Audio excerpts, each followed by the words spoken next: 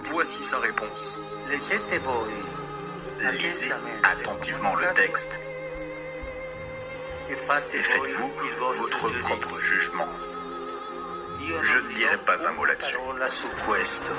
Le texte en question dont parle François est une lettre ouverte publiée ce week-end par cet homme, Carlo Maria Vigano. Cet archevêque dit avoir alerté dès les années 2000 le plus haut sommet de l'Église sur l'inconduite sexuelle de Théodore McCarrick envers de jeunes séminaristes et prêtres. Dans son texte de 11 pages, il en appelle à la démission du pape. Il explique l'avoir informé à propos du cardinal en 2013, juste après sa prise de fonction comme souverain pontife. Mais selon lui, François aurait ignoré ces avertissements. Le mois dernier, face aux accusations d'abus sexuels sur un adolescent, le pape a finalement accepté la démission du cardinal McCarrick, 88 ans, qui devra désormais rester reclus dans une maison pour mener une vie de prière et de repentance. Oui, Daniel. Pour moi, je l'appelle toujours l'abbé Pierre, même si c'est pas le nom que je lui ai donné. Vous l'appelez comment? Il m'avait demandé de le tutoyer et de l'appeler par son prénom, Henri. J'avais été étonnée, mais puisqu'il me le demandait. Pour moi, maintenant,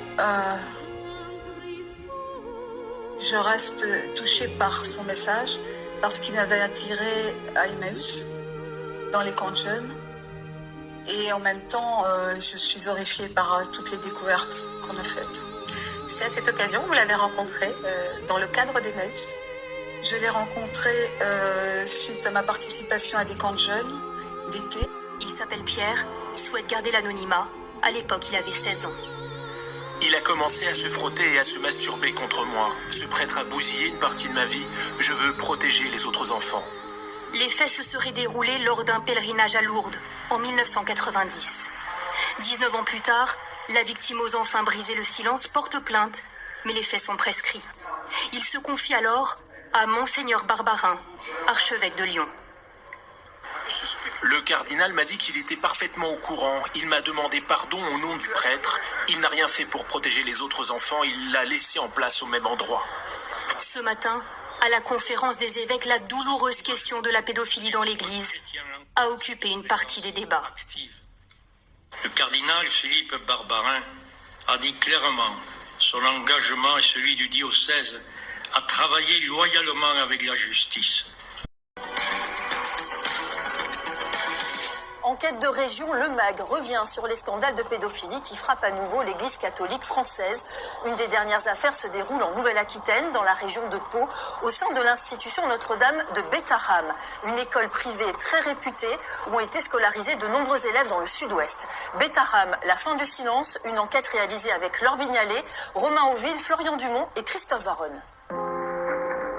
Notre-Dame de Bétharram. D'immenses bâtiments austères, nichés entre la montagne et le Gave de Pau, à quelques kilomètres de Lourdes. Dans les murs de cette école catholique, Sex abuse in Australia. This is a major story that has been kept under wraps for some time, but we can now report it. Cardinal George Pell was the third most important person in the Roman Catholic Church at the Vatican and was very close to the Pope himself. His conviction brings the global sexual abuse scandal to the very heart of the Vatican. Pell and his defense team. Listening to Radio VR, the voice of Russia in London. My name is Brendan Cole. The United Nations has criticized the Vatican for failing to protect children from pedophile priests as investigators in Geneva probe the scandal that rocked the Catholic Church. The hearing in Geneva was the first time that the Vatican has been confronted. Souffle à l'Église catholique, à redorer son image, c'est en tout cas le défi qu'il s'est lancé. Mais d'abord, comment en est-on arrivé là? Le Vatican traverse-t-il sa première grande crise de manière aussi visible, peut-être depuis un siècle? Car avant, les épais murs de la basilique Saint-Pierre ont longtemps été les gardiens des secrets, des intrigues et des trahisons qui s'y sont jouées. C'est cette histoire dans laquelle nous allons nous plonger. Commençons en 1929. La cité du Vatican s'apprête à devenir un État, avec un territoire, un gouvernement et un rôle à jouer à nouveau dans le concert des nations.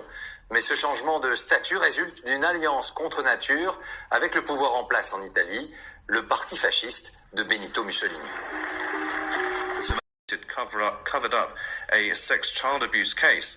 In an extraordinary public letter on Wednesday, the pontiff said he felt shame for not believing the victims and invited them to Rome so he could beg for their forgiveness. He also summoned Chilean bishops to the Vatican for a crisis meeting, which is slated for next month. Pope Francis has been facing backlash from victims and activists for defending Bishop Juan Barros, a protege of Chile's worst paedophile priest, Reverend Republican newspaper with his permission. He explained that Catholic priests had no greater tendency towards paedophilia than anyone else. The child abuse scandal plagued the pontiff until he stepped down earlier this year. He was accused of suppressing investigations into priests accused of paedophilia. These comments are the first to be made public since being succeeded by Pope Francis. Investigation into sexual abuse in the German Catholic Church. Benedict had previously said he did not attend a meeting in 1980 at which the transfer of a pedophile priest to his diocese was discussed. The former pope says he made the false statement due to what he now calls an editing oversight.